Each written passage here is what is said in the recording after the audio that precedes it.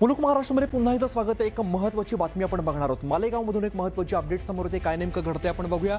आमच्यासाठी संभाजीनगर नव्हे औरंगाबादच असं वक्तव्य समोर आलेलं आहे।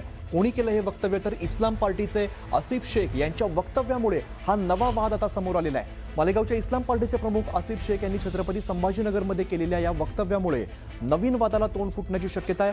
शहराचं नाव बदललेलं असलं तरी सुद्धा आमच्या मनात औरंगाबादच असणार असल्याचं शेख म्हणालेले आहेत। सरकारने इथल्या नागरिकांच्या भावना जाणून न घेता बहुमताच्या जोरावरती शहराचं नवीन नाव लादलं, पण आमच्या मनामध्ये औरंगाबादच राहणार असं आसिफ शेख म्हणाले।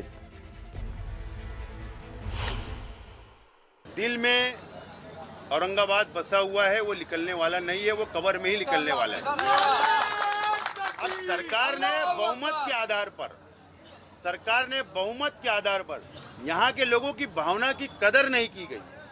यहाँ के भावना के लिए उनको जवाबदारी थी कि वो ऑब्जेक्शन सजेशन मंगाते, यहाँ की जनता की राय लेते, उसके ऊपर हेयरिंग करते, कि जनता का पोल लेते। वो उन्होंने नहीं करते हुए सिर्फ वो लादने का काम किया। लेकिन दिल से औरंगाबाद, ठीक है, पेपर पे है तो हम संविधान, ठीक है, विधिमंडल के अंदर पारित हुआ कायदा है, उसका भी सम्मान है, लेकिन दिल से तो कोई नहीं निकाल पाएगा।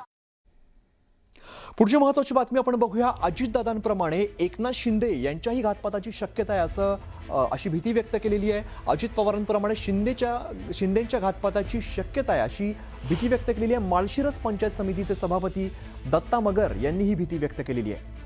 आमदार रोहित पवारांच्या आंदोलनात सभापती मगर यांच्याकडून ही भीती व्यक्त करण्यात आली आहे। शिंदेच्या शिवसेनेचे सभापती दत्ता मगर हे आहेत आणि त्यांनी ही भीती व्यक्त केली आहे।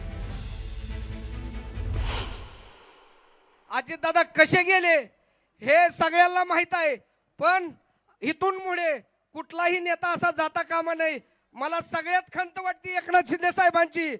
एकनाथ शिंदे साहेबांसोबत सुद्धा असा घात होऊ शकतो, एकनाथ शिंदे साहेबांसंग सुद्धा असा घात होऊ शकतो। या कारणास्तव मी ह्या दादांपाशी उभा आहे। एकनाथ शिंदे साहेबांपर्यंत हा मेसेज जाऊ द्या, दादांची त्यांना काही येऊ द्या। साहेब, तुमच्या सुद्धा एक ना एक दिवस असा घात झाल्याशिवाय राहणार नाही, ही मला खंत वाटते। पुढची बातमी आपण बघणार आहोत। गडचिरोलीमधून आहे शिवसेनेच्या गोटातून एक महत्त्वाची बातमी, आपण बघूया नेमकी बातमी काय आहे। तर गडचिरोलीमध्ये शिवसेना उभाटामधील वाद आता चव्हाट्यावरती आलेला आहे। अंतर्गत संघर्ष जो आहे तो चव्हाट्यावरती आलेला आहे। पदाधिकारी नियुक्तीवरून मोठा वाद निर्माण झालाय।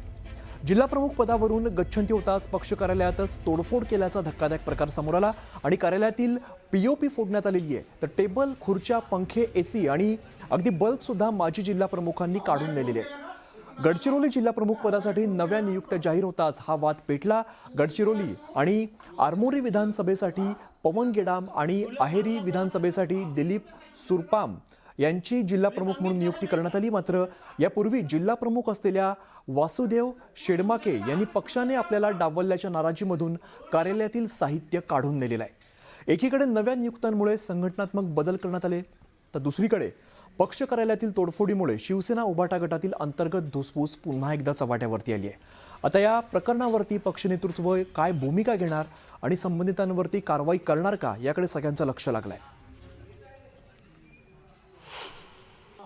8 दिवसांनिमित्त कार्यक्रम करण्याचा आयोजित केला होता।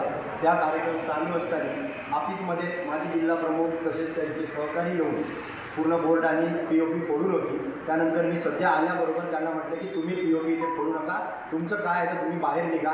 त्याच्यानंतर पोलिसांना फोन केला, पोलिसांना सांगूनसुद्धा त्यांनी मग माझ्या शब्दावर ऐकल्यामुळे त्यांना बाहेर काढलं। याच्यानंतर माजी जिल्हा प्रमुख असो किंवा वैयक्तिक याच्या पहिल्याचे कोणतेही पदाधिकारी असो, याच्यानंतर माझ्या कार्यकाळात जर असा दुबारा झाला तर यांना या कार्यालयातूनच टोकून बाहेर काढणार, एवढी मी तुम्हाला जबाबदारी आणि योग्यरीती आश्वासन देतो। त्यांचं असं म्हणणं होतं की हा सामान माझा आहे, पण पक्षाचं कार्यालय आहे, पक्षाच्या कार्यालयावर जर काही होत असेल तर याच्या पुढे मी खपवून घेणार नाही।